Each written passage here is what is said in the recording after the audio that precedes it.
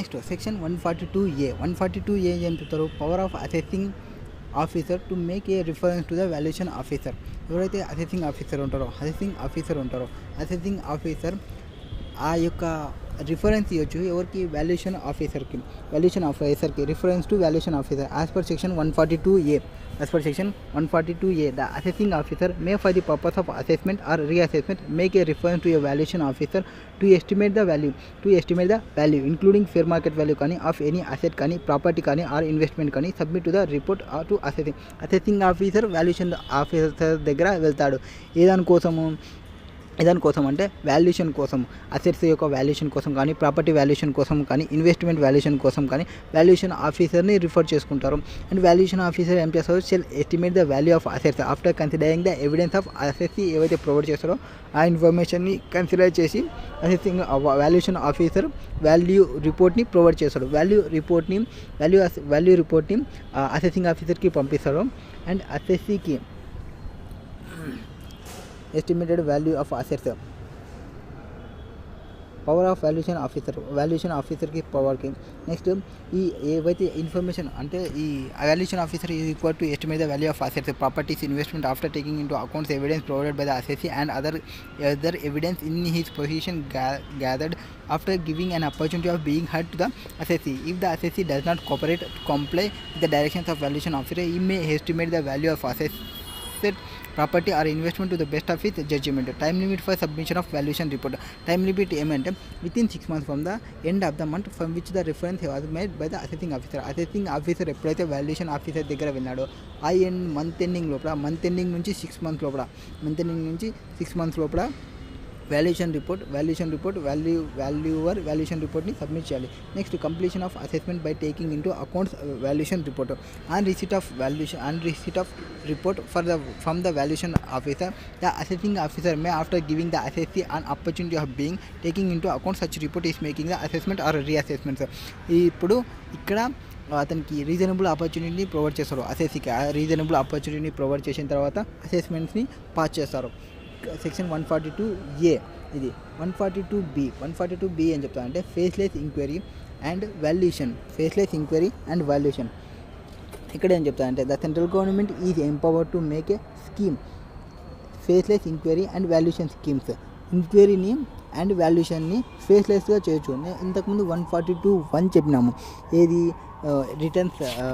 రిటర్న్స్ని correct టైంకి pass రిటర్న్స్ని within due డేట్లో ఫైల్ చేయకుండా అడిగిన ఇన్ఫర్మేషన్ని ప్రొవైడ్ చేయకుండా ఏవి డీటెయిల్స్ లైక్ అసెట్స్ లైబిలిటీస్కి సంబంధించిన ఇన్ఫర్మేషన్ కావాలంటే ఇన్ఫర్మేషన్ అడగవచ్చు, ఇన్ఫర్మేషన్ తీసుకోవచ్చు. ఒకవేళ information outside the balance sheet ఉంటే, outside the books of accounts ఉంటే జేసీ యొక్క పర్మిషన్ తీసుకోవాలని చెప్పినాము. ఆర్ అకౌంట్స్ యొక్క నోటీసు మ్యాక్సిమం ఒక 3 years అకౌంట్ తీసుకోవచ్చు అని చెప్పినాము. అది కేసు కానీ ఆర్ ఇంకొక కేసు ఏం చెప్పినాము వాల్యుయేషన్ రిపోర్ట్కి సంబంధించి. ఈ 2 కేసెస్లో ఫిజికల్ వెరిఫికేషన్ జరుగుతుంది. ఈ ఫిజికల్ వెరిఫికేషన్ కాకుండా ఫేస్లెస్లో కూడా వెళ్ళొచ్చు. By notification in the official gadget for the purpose of issuing notice under section 142(1). అది రిటర్న్స్కి సంబంధించి, ఇన్ఫర్మేషన్కి సంబంధించి, అకౌంట్స్కి సంబంధించి ఏవైతే తీసుకున్నామో అది 142(1) అంటే. Next making inquiry to obtain full information in respect of income or loss of income under section 142(2) ఏం చెప్పినాము. 142(2) వచ్చేసి అది వాళ్ళ యొక్క ఇన్ఫర్మేషన్ తీసుకోవాలి అనేది, ఇన్ఫర్మేషన్ రిగార్డింగ్ టు అకౌంట్స్కి సంబంధించి. Next directing the assess to get the accounts audited by account under section 142(2)A. 142(2)Aలో ఏం జరిగింది? స్పెషల్ ఆడిట్ జరిగింది. స్పెషల్ ఆడిట్ని కూడా వాళ్ళు ఫేస్లెస్గా చేయాలనుకుంటే చేయొచ్చు. Next making reference to the valuation report to estimate the value of any assets property investment under section 142(A). 142(A) ఏం జరిగింది?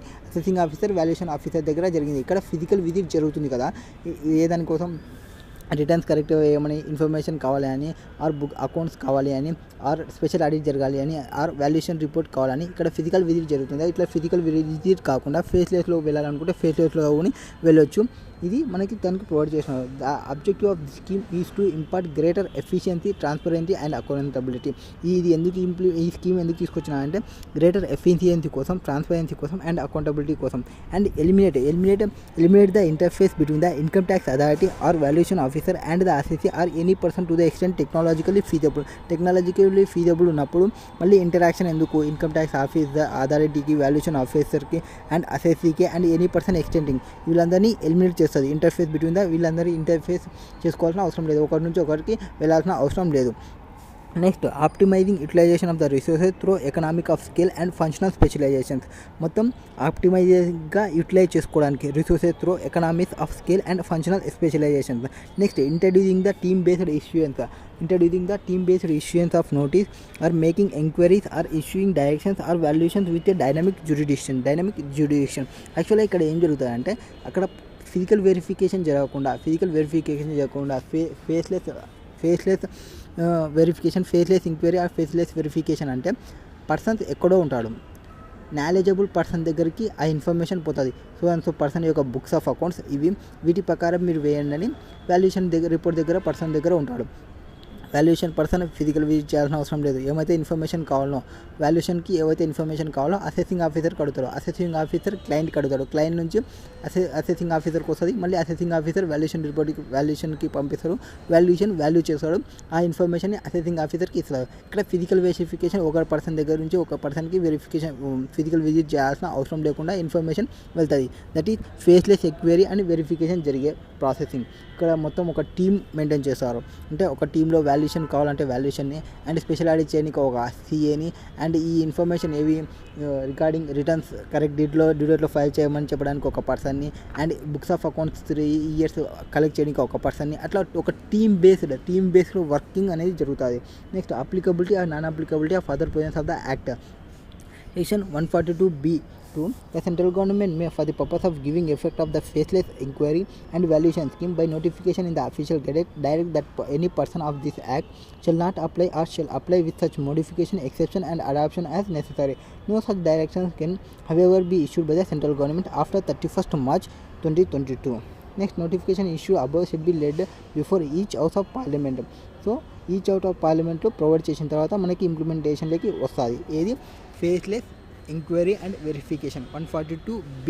ఇక్కడ మనం ఏమేమి జరిగినాము టోటల్గా 142 వచ్చేసి ఈ రిటర్న్స్ ఎంక్వైరీ అకౌంట్స్ నోటీస్కి సంబంధించి, 142(2)(a) వచ్చేసి స్పెషల్ ఆడిట్కి సంబంధించి, 142(a) వచ్చేసి రిఫరెన్స్ టు వాల్యుయేషన్ ఆఫీస్కి సంబంధించి, 142(b) వచ్చేసి ఫేస్లెస్ ఎంక్వైరీ అండ్ వెరిఫికేషన్స్ గురించి చెప్పినది. నెక్స్ట్